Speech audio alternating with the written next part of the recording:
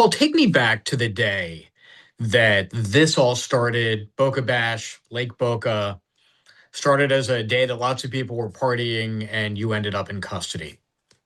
Yeah, so essentially it was definitely a chaotic day. Essentially I was having trouble swimming. I was struggling in the water. It was a long day. The sun was out. There was drinks involved. Everyone was partying. We were there since 9 in the morning. Ultimately, my goal to my ex at the time was to get her back to the boat we jumped off of because to get home. We got the only reason why we left that boat is because we didn't have enough life jackets for us. So she decided to swim and try to find a way home, which was not the smartest idea in my opinion. And I went after her to tell her, "Oh, we have a ride now." So by the time I approached her, I was struggling to swim, and I grabbed onto her shoulders to regain my composure for just a quick support. And this is when these other individuals, eyewitnesses, misperceived what happened and took it to more serious accusations, which led to these accusations that I was facing. When you say you can't swim in general, or you couldn't swim that day because perhaps there was some partying going on. No, it was the conditions for sure. I could swim. I swim casually, but it was a long swim. Again, I was there all day. There was drinking involved. I had lack of food, lack of water. The sun was out. The current was strong. And I swim as fast as I can just to try to get her back to the boat so they could leave. She was in unfamiliar waters. It was dangerous. We were in the channel, deep waters, boat traffic. This was April 24th of 22, almost 4 years ago to the day as you and I are speaking here. What were the days and weeks and months like after that when suddenly Boca Bash turned into an attempted murder charge for you? Right. So yeah, I mean, the first month or two, I would say was definitely a struggle. I had a lot of anxiety. I was just trying to process everything. Sleepless nights. But thank God every day for my support system and my family and my parents and everyone that knew me prior to this day knew I would never do something like this.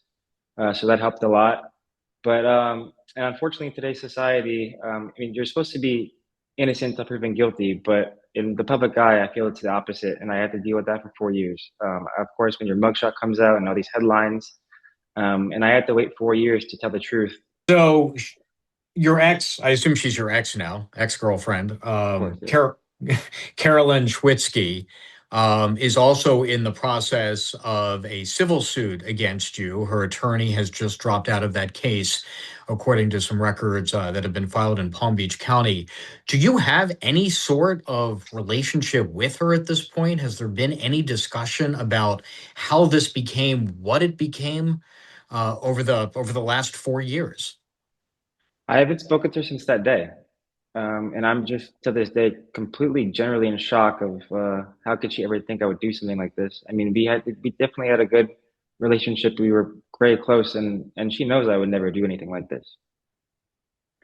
So it's been widely reported, and this is all still very much online. She's somewhat of a reality television person. She's been on a couple of shows, seems to enjoy the spotlight. Most people who are wanting to be in front of the camera do. That said, do you feel that that played into your situation over the last several years at all? Do you think this was an attention grab? In my opinion, I mean, I can't speak for her, of course. Obviously, I've been spoken to since that day, but I believe that definitely had some influence. To everybody in Boca, to everybody in the extended area who saw the initial coverage, assumed you did it, assumed you were guilty. What do you say now? What should they know? What do you say to them? The truth finally came out, and everyone that was studying me again prior to this happening knew I would never do something like this. And I'm fortunate, just growing up in Boca for many years, that I had a big support system in that aspect. And I'm just glad that the truth came out again. I mean, this was a complete case based on perception. And it's crazy how your life could change in a split second just because they perceived something far more serious than what happened when I just realistically just was struggling to swim at the time and just needed to regain my composure. If you were to suddenly pass by Carolyn Schwitzky, if you suddenly saw her in a non-judicial sort of setting, is there anything you'd say to her? And if so, what? Honestly, probably not. I'm just very disappointed. I have no resentment towards her. Again, I'm just complete shock that she would ever think I would do something like this.